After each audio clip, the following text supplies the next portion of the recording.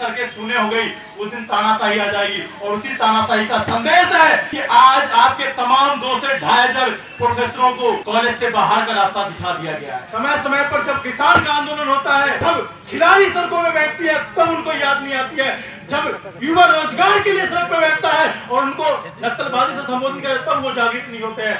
और ये डॉक्टर रितु सिंह जी 100 दिन से ज्यादा हो गए और एक बार भी कम से कम शकल दिखाने तो आ जाते। कि हमारे समाज के वो नेता कहाँ हैं, जिन नेताओं को हमने चुनकर समाज के लिए, समाज के हक और अधिकार के लिए उनको सदन में भेजा था, आज वो लोग है कहाँ? रैंकिंग के माध्यम से आपके छात्र आत्महत्या कर रहे हैं और आप चुप्पी साध लेते हो। एक मोमबत्ती की अलग से नहीं काम चल, आपको सड़क पे आना पड़ेगा और आपको इस तानाशाही सरकार के आंख में आंख डालकर सवाल पूछने की हिम्मत जतानी पड़ेगी। बहुत बहुत शुक्रिया।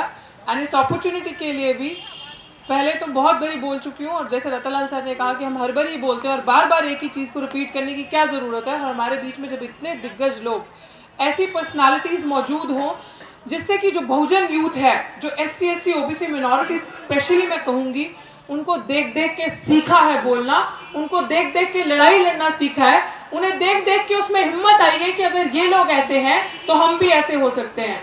और मैं वेलकम करती हूँ जिग्नेश मेवानी जी का, खासकर आप गुजरात से आए, आप ऐसे लोगों के शहर से आए हैं जो चील कौओं की तरह हमें लूट ले हैं। जिसने हमें बोलने की शक्ति दी है और उनका नारे लगाने में अगर संबंधी महसूस होती है तो उससे बड़ी समस्या हमारे लिए कुछ नहीं है।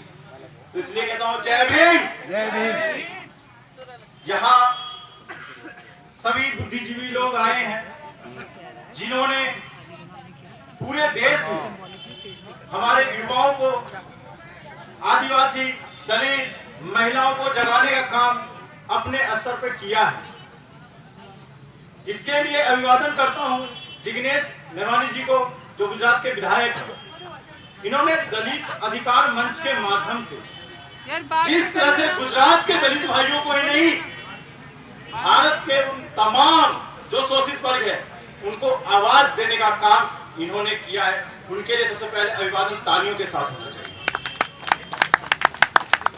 इन्होंने पैदल मार्च के माध्यम से जिस तरह से इन्होंने अलग जगाई थी 2016 में, वो सभी को याद होगा और मैं तो उससे प्रभावित भी हुआ।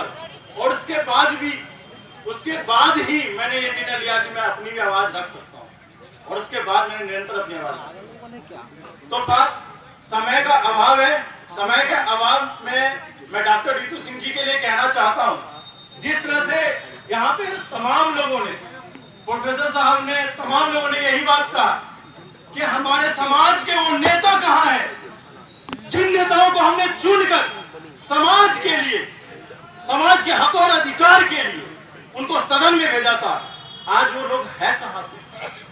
उनसे सवाल इसलिए बनता है, उनकी जिम्मेदारी है, उनकी ये जिम्मेदारी है कि अगर कभी भी हमारा शोषण होता है तो उन्हें मुखरता से सामने आना चाहिए। आज 100 दिन से ज्यादा हो गए, तमाम बहुजन नेता अपनी विचारधाराओं में मिलन है।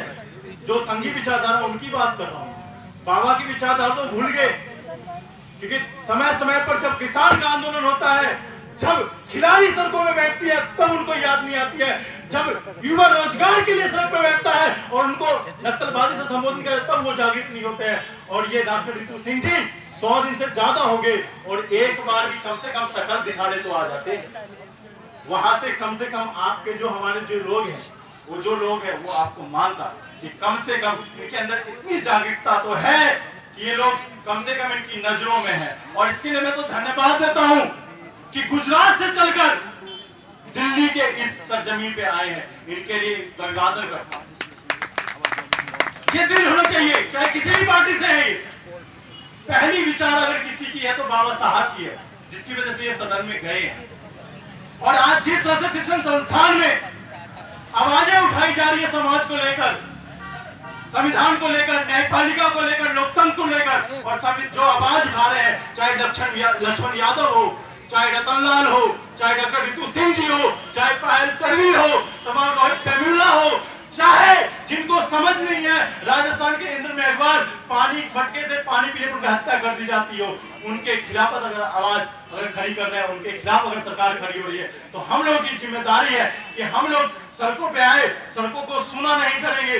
और एक और बात याद है, जिस दिन सड़कें सुने हो गई उस दिन तानाशाही आ जाएगी। और उसी तानाशाही का संदेश है कि आज आपके तमाम 2 से 2,500 प्रोफेसरों को कॉलेज से बाहर का रास्ता दिखा दिया गया है। रैंकिंग के माध्यम से आपके छात्र आत्महत्या कर रहे हैं और आप चुप्पी साध लेते हो।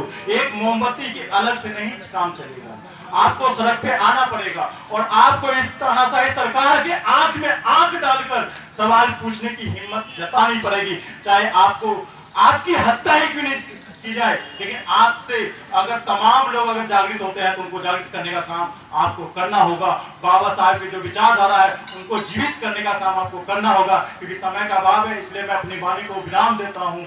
जय भीम, जय संविधान। थाली बजाने से कोरोना मर सकता है, तो थाली बजाने से इन सभी साथियों का कहना है कि जाति का जंतु क्यों नहीं मर सकता। करेक्ट। और ये थाली इसलिए भी बजानी है, खाली थाली बजाओ, वाइस चांसलर को नींद से जगाओ और भारत सरकार को नींद से जगाओ, क्योंकि सबके जो मास डिस्प्लेसमेंट हुआ है दिल्ली यूनिवर्सिटी में, 2,500 से ज्यादा टीचर्स का, असिस्टेंट प्रोफेसर्स का, उनकी थाली खाली हो चुकी है। वो लोग 20-20 साल 14-14 साल से पढ़ा रहे थे, आपने देखा क्या हुआ। तो ये थाली बजा के इनको सुनाने का एक प्रतीक है कि आपने उन लोगों की थाली में जो निवाला था वो छीन लिया है। तो ये बजा के दिखा रहे हैं कि अब हमारी थाली खाली है।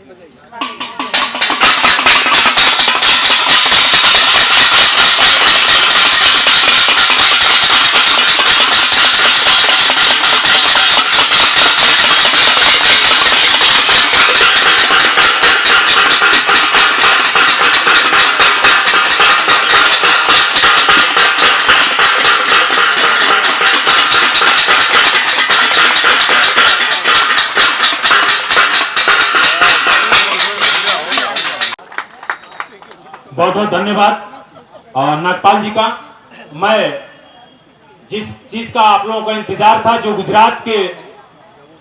गुजरात प्रांत से चलकर इतनी दूर से इस समर्थन को, इस प्रोटेस्ट को समर्थन देने के लिए आए हुए जिग्नेश मेवाड़ी जी, मैं उनका एक बार पुनः स्वागत करना चाहूंगा। और मैं डॉक्टर रितु जो 108 दिनों से इस प्रोटेस्ट को जारी रखा है, मैं उन्हीं के बदौलत मैं चाहूंगा कि मेवाणी जी का स्वागत करें इस मंच के माध्यम से। डॉक्टर रितु जी।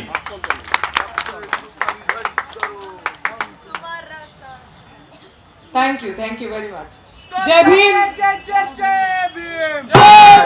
जय भीम, जय भीम, जय भीम, जय भीम।